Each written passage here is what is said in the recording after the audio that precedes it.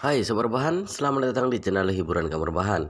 Armin akan membacakan kelanjutan sebuah cerita novel yang sangat seru, yang sangat menarik, yang sangat menghibur, yang sangat layak untuk diikuti dari awal hingga akhir.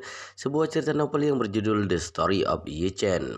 Tetapi sebelum melanjutkannya, pastikan kalian sudah subscribe channel ini dan aktifkan lonceng notifikasinya agar tidak ketinggalan jika admin upload video baru. Jika kalian menyukai cerita seperti ini, jangan lupa like, jika berkenan share juga ke teman-teman lainnya agar teman-teman lainnya juga mendapatkan informasi dan hiburan di channel ini. Baik, kita lanjutkan di part ke-408 bertepatan dengan bab ke-1963. Kekuatan keluarga itu di Tokyo sekarang pada dasarnya tidak tertandingi. Ditambah Yi Chen yang pertama kali meminta tolong itu Nanako, jadi itu Nanako sangat mementingkan ini dan hampir mengeluarkan semua kekuatan keluarga itu. Puluhan ribu orang sedang mencari keberadaan informasi dengan cepat, merambat dengan menelusuri lintasan pintu gerbang Kabupaten Nishitama yang dilintasi oleh Song Wanting. Karena jalan yang Song Wanting lewati adalah gunung, biasanya sangat kecil, tidak ada CCTV di jalan ini. Setelah mengetahui bahwa petunjuk itu terputus di kaki gunung Kabupaten Nishitama, itu dan aku yang cerdas dan cerdik langsung dapat memastikan bahwa tempat kejadian Song Wanting adalah di jalan Kabupaten Nishitama. Tidak hanya jarang penduduknya, tapi jalannya juga sangat tinggi. Jika seseorang dengan sengaja menyakiti Song Wanting melakukannya di sini, memang pilihan yang tepat.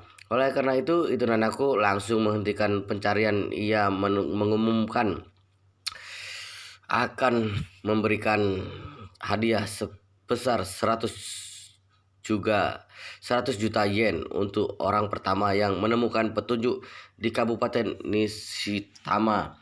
Setelah itu dia segera memerintah para ninja dari keluarga itu untuk pergi ke pegunungan yang dalam Kabupaten Nishitama, menyuruh mereka untuk menyelinap di antara mereka untuk mencari petunjuk. Pada saat yang sama, Yi Chen yang berada di kota Jinling juga tidak bisa duduk diam. Saat ini dia mondar-mandir di ruang tamu. Dia berpikir dalam hati, dari suara Song Wanting dia sangat yakin bahwa Wanting pasti menghadapi bahaya yang tidak biasa. Kemungkinan besar seorang sengaja mencelakainya. Dia sudah mengalami kecelakaan sekarang. Bagaimanapun juga, dia adalah wanita yang lemah. Walaupun dia menghadapi seorang pria dewasa, juga tidak mungkin bisa menang. Lagi pula dia berada di negara asing. Dia yang diandalkan sangat dikhawatirkan situasinya akan sangat buruk. Memikirkan ini, Yi Chen dapat merasakan gelombang dalam detak jantungnya. Untuk Song Wanting, tentu saja ada perasaan yang kuat di dalam hatinya. Ini bukan karena Yi Chen berpindah hati, namun karena wanita seperti Song Wanting sungguh sangat langka. Jadi pria normal manapun yang pernah berinteraksi dengannya pasti akan tersentuh padanya. Dia cantik, lembut, pintar, murah hati, dan yang paling penting dia sangat tulus kepada orang lain. Bahkan sebagai teman biasa, dia juga merasa sakit hati mendengar dia dalam bahaya. Apalagi Yi Chen cukup beruntung pernah mendapatkan hati dan ciumannya. Jadi ketika mendengar dia dalam bahaya, Yi Chen merasa khawatir. Namun sayangnya Song Wanting berada di Jepang. Walaupun Yi Chen memiliki kemampuan sehebat apapun juga tidak mungkin langsung pergi menyelamatkannya. Jadi dia hanya bisa berharap Song Wanting baik-baik saja.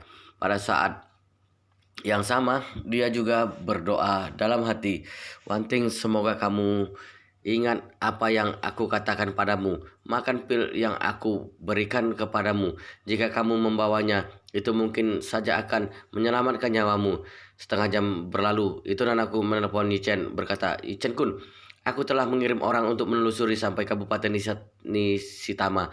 Mobil yang diduduki Nona Songwanting jatuh dari pinggiran gunung.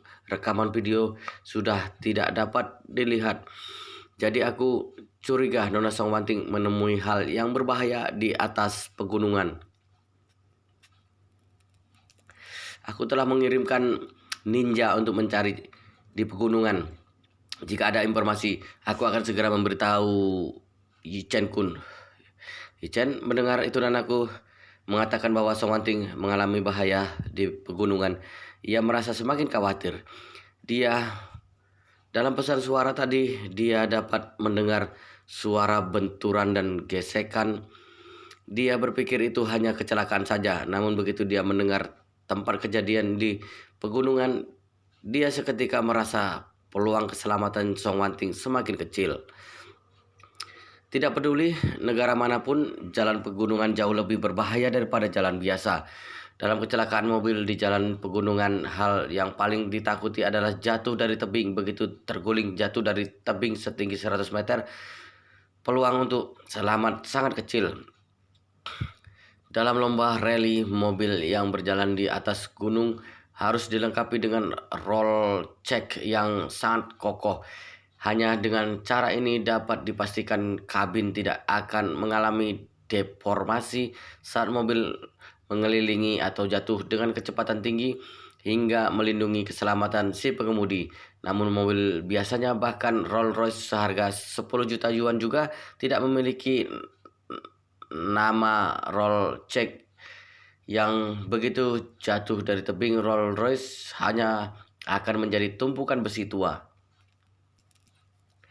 Memikirkan ini, Yichen buru-buru berkata pada itu nanaku, Nanaku, aku memohon satu hal padamu.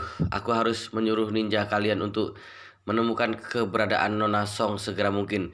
Selama dia masih bernapas, harus membawa dia keluar dari pegunungan dan mengantarnya ke rumah sakit. Tunggu aku datang. Itu nanaku buru-buru bertanya, Yichen Kun, kamu mau datang ke Jepang? Iya, kata Yichen dengan tegas. Aku pergi sekarang juga. Hati itu nanaku sangat gembira. Yichen Kun mau datang ke Jepang. Dia bisa melihat Yichen Kun lagi. Tapi setelah beberapa saat itu nanaku sedikit cemburu. Yichen Kun datang ke Jepang karena Nona Song dan bukan karena aku. Kenapa dia begitu mengkhawatirkan Nona Song? Apakah Nona Song adalah orang kepercayaannya? Meskipun hati itu nanaku sedikit masam, namun ia masih sangat kuat menghadapi semuanya.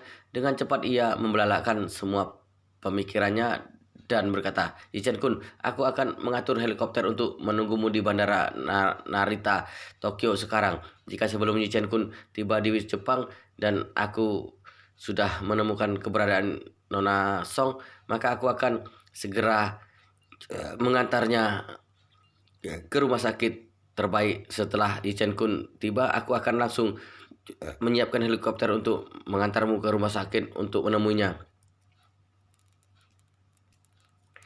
Jika Yichen Kun di Jepang dan aku masih belum menemukan keberadaan Nona Song, maka aku akan menyiapkan helikopter untuk menjemput Yichen Kun ke Kabupaten Nishitama. Aku akan menemani Yichen Kun untuk menelusurinya.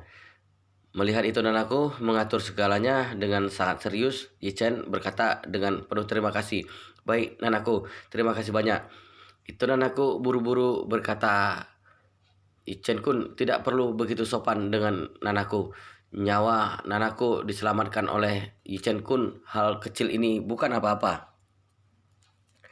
Yichen merasa sedikit lega dan berkata, Nanaku, tolong atur helikopter untuk menunggu di bandara. Aku akan langsung terbang ke sana. Baik Yichen Kun. Yichen memutuskan panggilan dengan itu nanaku. Dia langsung menghubungi Chen Jekai. Begitu panggilan disambung, Yichen langsung berkata, Chen Jekai, aturkan penerbangan lalu jemput aku dengan helikopter. Aku mau secepatnya pergi ke Tokyo. Chen Jekai terkejut dan berkata, Tuan muda, sudah begitu malam, kenapa tiba-tiba mau pergi ke Tokyo? Jichen berseru, "Wanting, kecelakaan di Tokyo. Hidup atau mati tidak pasti. Aku harus secepatnya sampai di sana." Nona, Nona Song, kecelakaan. Ketika mendengar ini, Chen Jekai tahu pasti bahwa Jichen pasti sangat cemas sekarang. Ia langsung menjawab, "Tuan muda, aku akan mempersiapkannya sekarang juga. Sekarang adalah jam 11 malam. Mungkin harus menunggu 15 menit. Setelah menjemputmu, mungkin harus membutuhkan waktu 20 menit untuk tiba di bandara. Kira-kira akan tiba di bandara 11.40. Aku mengatur pesawat untuk menjemputmu di ujung landasan. Setelah kamu turun dari helikopter dan menaiki pesawat, pesawat akan langsung berangkat. Berangkat dengan kecepatan maksimum untuk tiba di Tokyo. Perkiraan akan tiba jam 2 pagi jam kota Yanjing. Itu berarti jam 3 pagi Tokyo." Jauh di pegunungan Kabupaten Nishitama, Song Wanting masih berhati-hati berjalan melalui lembah perlahan. Meskipun musim dingin, namun ada banyak tanaman hijau seperti pinus dan cemara di lembah sehingga tanaman sangat lebat. Terlebih lagi di lembah yang gelap dan dingin ini tidak ada jejak kunjungan manusia sama sekali, sehingga jalan kecil apapun tidak ada.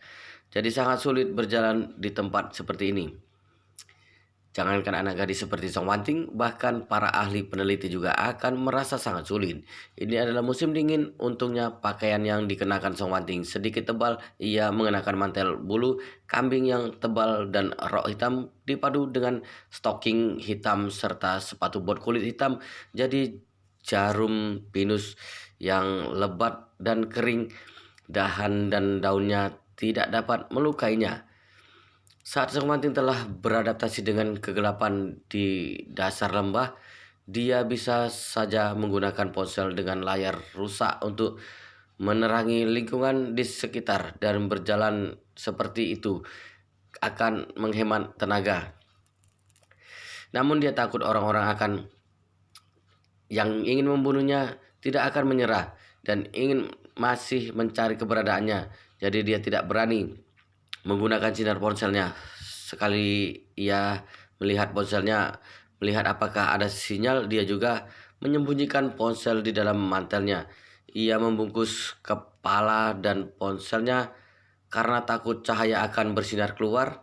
Setelah meraba-raba selama 2 atau 3 jam di lembah, kekuatan fisiknya Song Wanting masih sangat kuat. Namun tangan dan wajahnya berkali-kali tergores oleh dahan dan dedaunan pohon.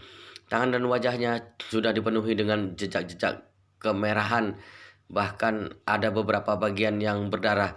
Namun saat ini Song Wanting sama sekali tidak peduli dengan rasa sakitnya. Yang ada di pikirannya saat ini hanyalah menguatkan diri dan berjalan keluar dari pegunungan ini. Saat ini pesawat pribadi Song Rongyu tiba di Tokyo lebih dulu. Begitu tiba, ia langsung pergi ke kepolisian metropolitan Tokyo tanpa ragu. Dia sudah memikirkan sejak awal kedatangannya ke Tokyo kali ini. Itu semua karena untuk berperilaku baik agar dilihat si tetua. Setelah menemukan jasad Song Wanting, dirinya baru mengekspresikan kesedihannya. Kemudian menyerahkan kasusnya kepada kepolisian Tokyo untuk diperiksa. Dirinya sudah bisa membawa Abu Song Wanting dan kembali ke kota Jinling untuk pemakamannya. Dalam perjalanan ke kantor polisi, Song Rongyu menerima panggilan dari nomor Amerika Serikat dan menekan tombol jawab dan mendengar suara ayahnya, Song Tianming. "Halo Rongyu, apakah kamu bisa berbicara sekarang?" Song Rongyu menjawab dengan datar, "Di sekitarku semua ada orang kepercayaanku, semua tenang saja." Song Tianming bertanya, "Kamu sudah tiba di Tokyo?" Ya, aku sudah tiba." Song Tianming bertanya lagi, "Bagaimana Hashimoto Jinxian menghabiskannya?" "Mantap. Song Rongyu mencibir sepertinya sangat mantap. Katanya mobilnya jatuh dari tebing ketinggian ratusan meter dan terbakar. Orang-orang di dalamnya seharusnya terbakar menjadi abu. Song Tianming berkata dengan puas, "Bagus kalau begitu."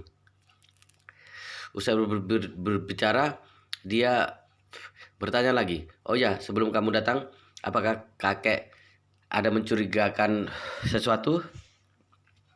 Song Rongyu berkata, "Seharusnya tidak. Aku tidak yakin apakah kakek dia akan curiga atau tidak." Song Tianming mencibir, "Tidak apa, dia sudah tidak memiliki waktu kelak." Song Rongyu sangat gembira. Buru-buru bertanya,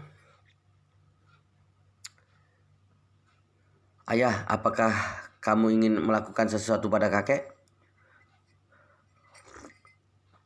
Song Tianming berkata, tidak boleh begitu cepat." Song Rongyu berkata dengan sedikit khawatir, "Ayah, jangan lupa bahwa waktu itu si tua itu menyerahkan posisi kepala keluarga kepada Song Wanting. Dia mengatakan di depan umum, jika Wanting tidak ada keturunan, maka posisi kepala keluarga akan diwarisi kepada Yi Chen.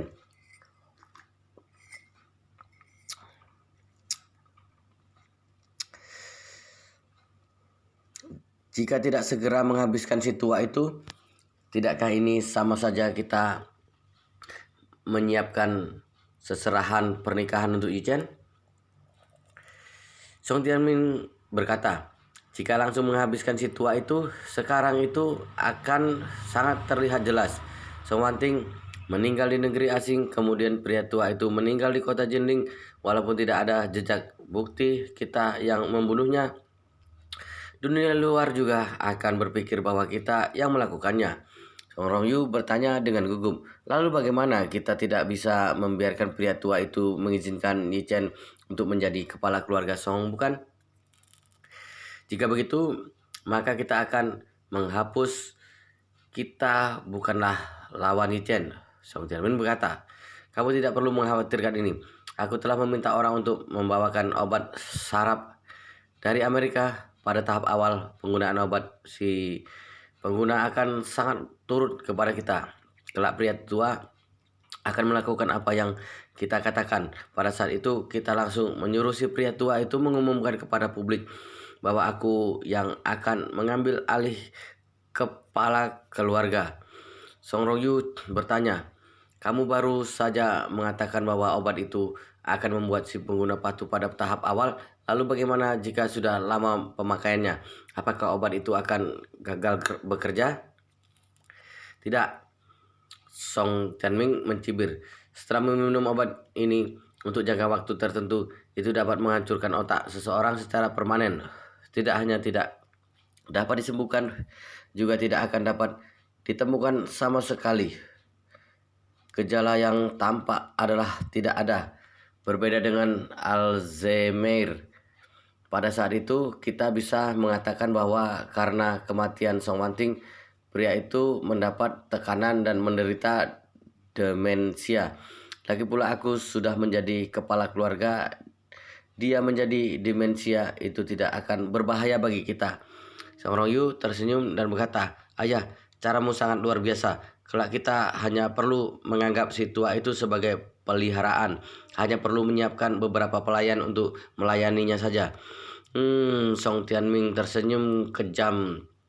Ia berkata, "Tadi tetua menelponku menyuruhku untuk segera kembali. Aku sudah membawa obat itu secara khusus.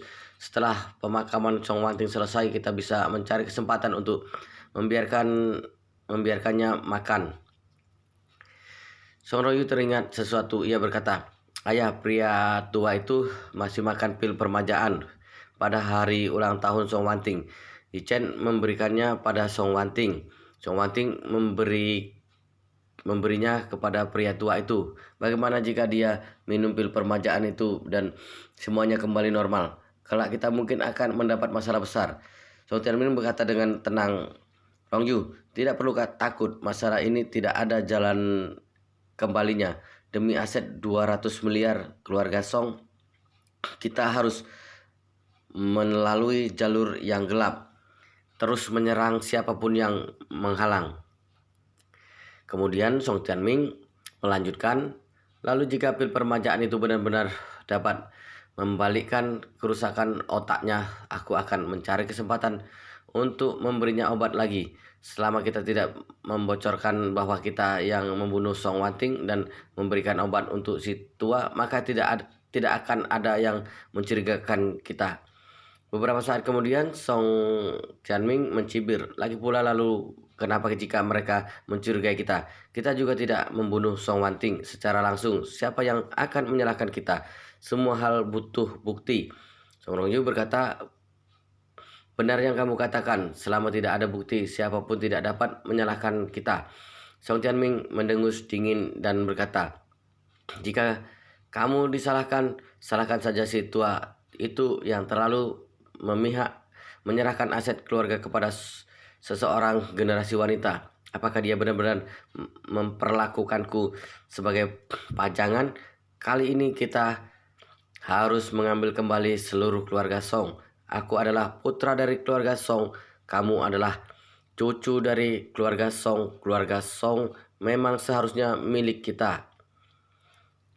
Ketika Yi Chen meninggalkan rumah, Securan masih berendam di spa dan bahkan tidak tahu suaminya pergi meninggalkan tempat spa. Tadinya bilang pergi ambil gelas, tiba-tiba orangnya sudah menaiki helikopter dan pergi ke Jepang. Dia menunggu lama dan tidak melihat Yi Chen. Dia keluar dari pemandian spa dan kembali ke ruang tamu. Ia tidak terlihat keberadaannya, tidak melihat keberadaan Yi Chen. Dia bertanya-tanya. Dia mengambil ponselnya dan menelepon Yi Chen, tapi ponselnya telah dimatikan. Ia membuatnya semakin bingung. Ia pergi ke kamar tidur, juga tidak menemukan keberadaan Yi Chen. Hanya melihat catatan kecil yang ditinggalkan Yi Chen untuk dirinya di meja samping tempat tidur. Catatan itu ditulis, istriku, seorang temanku sedang dalam bahaya. Aku harus pergi untuk menolongnya. Setelah membacanya, Securan terkejut. Menolong orang? Mungkinkah sesuatu yang buruk terjadi? Memikirkan hal ini, dia langsung mengirimkan pesan suara ke Yi Chen. Suamiku, kamu kemana? Apa yang terjadi? Tidak peduli apapun, kamu harus hati-hati. Tokyo, Jepang. Ninja dari keluarga itu Nanako bergegas ke daerah pegunungan Kabupaten Nishitama menggunakan helikopter dengan waktu singkat. Setelah itu helikopter mendarat beberapa kilometer dari kaki gunung.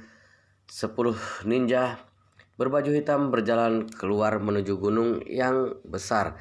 Alasan kenapa helikopter tidak membolehkan mendarat langsung di daerah dekat, karena itu Nanako takut tersengat rerumputan. Pemikirannya hampir sama dengan Yi Chen. Song Wanting mungkin dicelakai orang. Jadi jika mereka terlalu menghebohkan, pihak lain akan merasa terganggu, dan jika Song Wanting belum mati, itu sebaiknya akan menyebabkan masalah. Namun pegunungan Kabupaten Nishitama membentang ratusan kilometer. Bahkan hanya jalan berliku saja sudah puluhan kilometer panjangnya. Jadi mereka hanya bisa bersembunyi di kegelapan dan berjalan sepanjang jalan berliku untuk mencari petunjuk. Untungnya ada lebih banyak ninja yang dikirim oleh keluarga itu. Kali ini 10 orang ninja keluar dan mulai mencari petunjuk di persimpangan gunung. Saat melakukan pencarian itu, Nanako juga membawa helikopter dari rumahnya menuju Bandara Narita. Pukul 2 pagi waktu Tokyo. Sejak Song Rongyu pergi ke kantor polisi di Tokyo, sejumlah petugas kepolisian telah berangkat untuk mencari keberadaan Song Wanting. Bagi Direktur Departemen Kepolisian Metropolitan Tokyo, berita hilangnya Song Wanting di Tokyo seperti mimpi buruk. Berita hari yang lalu, perang yang belum pernah terjadi sebelumnya, pecah di Tokyo. Berbagai Pembunuhan muncul satu demi satu. Banyak tokoh yang kaya dan berkuasa tewas dalam serangkaian insiden kekerasan dan bahkan mengejutkan seluruh dunia. Tidak hanya membuat seluruh dunia menertawakan masalah keamanan publik Tokyo, tetapi juga membuat Departemen Kepolisian Metropolitan Tokyo kehilangan muka di depan dunia. Baru saja kembali seperti semula. Ketertiban umum mendekati perdamaian. Namun siapa yang mengira pengusaha asing terkenal lainnya kehilangan kontak di Tokyo? Perusahaan Song memiliki nilai pasar total hampir 200 miliar yuan. Sebagai ketua perusahaan Song Wanting adalah pengusaha yang elit di negara manapun ia pergi. Tapi elit bisnis inilah yang kehilangan kontak di Tokyo. Dan menurut laporan dari keluarganya itu mungkin kecelakaan. Direktur Departemen Kepolisian Tokyo merasa sangat terbebani. Jika Song Wanting benar-benar meninggal di Tokyo, maka Tokyo akan kehilangan muka. Sehingga ia bergegas ke kantor polisi untuk memerintah ribuan polisi untuk menelusuri keberadaan Song Wanting. Seperti pasukan keluarga itu, pihak polisi Tokyo juga menggunakan video CCTV untuk melacak semua petunjuk hilangnya Song Wanting. Selain itu, pihak polisi Tokyo dapat secara langsung mengakses semua kamera pengintai di Tokyo sehingga mereka dengan cepat menemukan petunjuk yang relevan dan mengisolasi lokasi kejadian kecelakaan Song Wanting di Kabupaten Nishitama. Wow, luar biasa sekali guys, ceritanya sangat seru, sangat menarik, sangat menghibur, sangat-sangat layak untuk diikuti dari awal hingga akhir. Sangat membuat penasaran jika tidak mengetahui cerita kelanjutannya. Tetapi sepertinya di video ini, di part ini sampai di sini dulu, dan kita akan lanjutkan di part berikutnya di video selanjutnya. Pastikan kalian sudah subscribe channel ini dan aktifkan lonceng notifikasinya agar tidak ketinggalan jika admin upload video baru. Jika kalian menyukai cerita seperti ini, jangan lupa like, jika berkenan share juga ke teman-teman lainnya agar teman-teman lainnya juga mendapatkan informasi dan hiburan di channel ini. Baik, kita lanjutkan di part berikutnya di video selanjutnya.